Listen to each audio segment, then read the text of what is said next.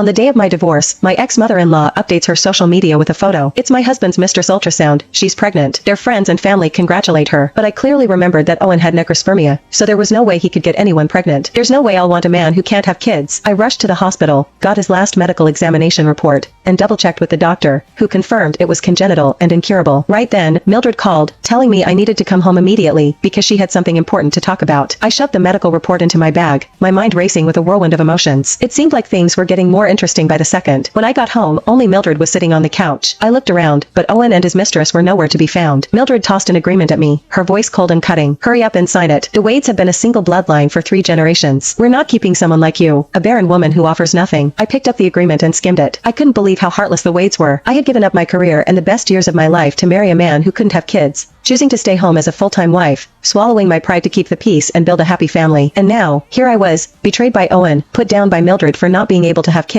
and being forced to divorce and leave with nothing. I wiped away the tears and laughed. Mildred looked taken aback. Why are you laughing? My eyes landed on Owen's signature on the divorce agreement. It was scribbled like he was in a rush to get it over with. Then, I shot her a cold look. Why am I laughing? Because I'm walking away from a family like yours. Honestly, I'm doing you a favor by not going all out with fireworks to celebrate. When Owen proposed, he promised to love me forever, protect me, and give me a happy family. But in the end, he treated me like dirt. Mildred's anger flared up, and she pointed at me. Say that again. I dare you. I swatted her hand away. You're not my mom, and I'm done with this. Do you want me to sign it or not? She went silent and dropped her hand, probably afraid I'd refuse to sign. I grabbed a pen, signed the divorce agreement, and looked her straight in the eye. Tell Owen to get back here. We're finalizing the divorce now. Mildred didn't expect me to agree so easily. Her tone softened in a way I'd never heard before. Alright, sure. You're smart enough to know when to go with the flow. I'll call him right now. How ironic. After a while, Owen called and told me to come downstairs. I grabbed the signed agreement and headed down. As soon as I opened the car door, I saw Serena sitting in the passenger seat. What's this about? Owen, we're getting a divorce. And seriously, you're bringing her along? I questioned coldly. Rena's pregnant. She needs someone to look after her, Owen said, not daring to meet my gaze. She'll get nauseous if she sits in the back. You should sit back there instead. I almost laughed out loud. Pregnant? What a joke. He had no clue he was born with congenital necrospermia. Owen cheated on me, and Serena was doing the same to him. That was karma at its finest. The universe really did know how to settle scores. Please don't be mad. Owie and I truly love each other. I'm sorry, Serena said. Damn it. I hadn't even started crying, and she was already bawling her eyes out. Oh, save it. Keep your apology. I'm not shameless enough to accept it, I said. Owen gently squeezed her hand. You don't have to apologize, Rena. It's my fault, not yours. You're the innocent one. Don't let this stress you out. It's bad for the baby.